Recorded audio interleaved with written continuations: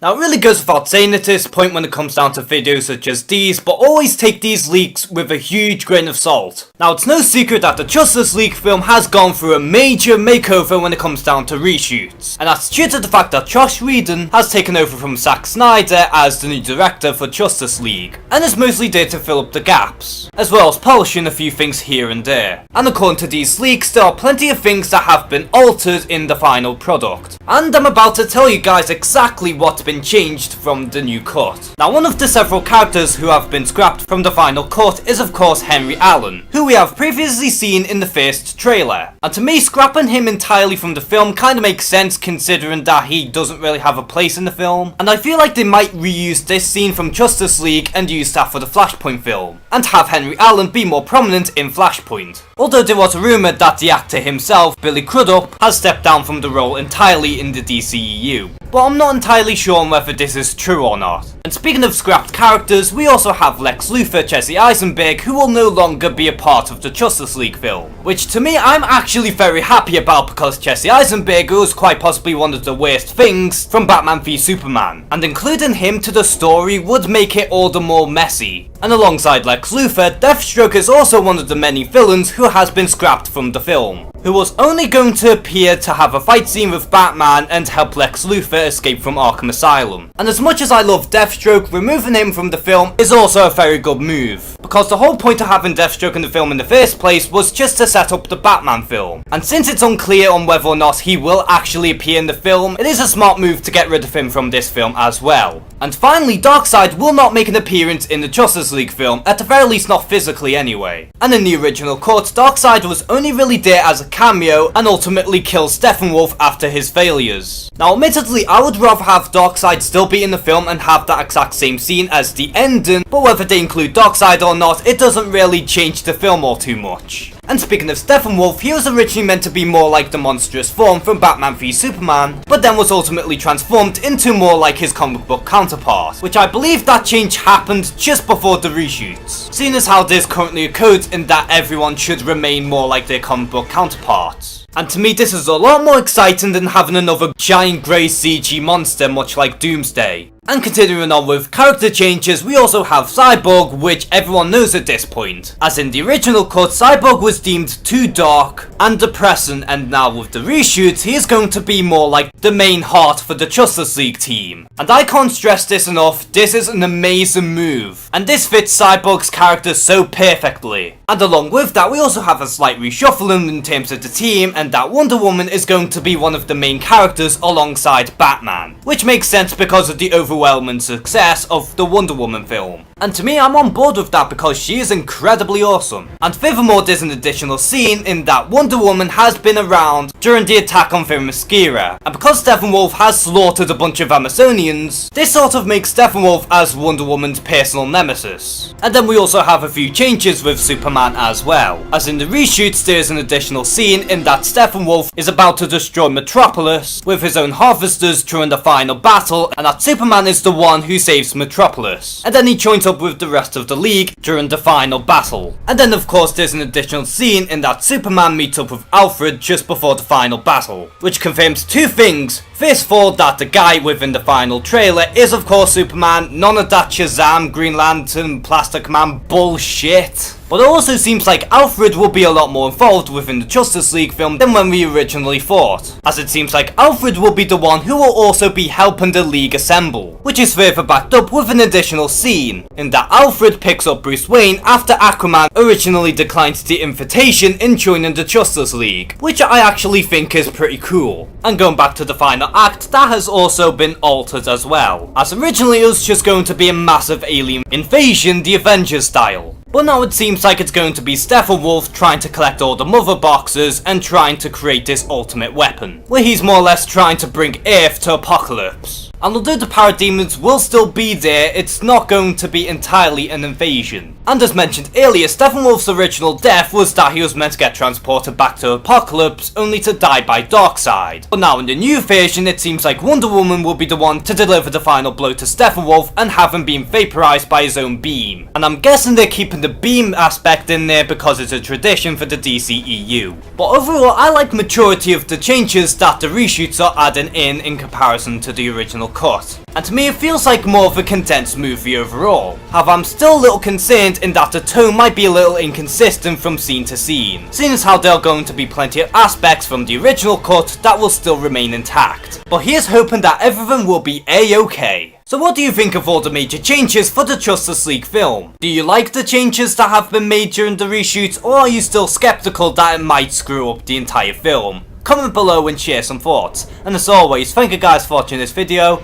Please like and subscribe. Take care and have a good one.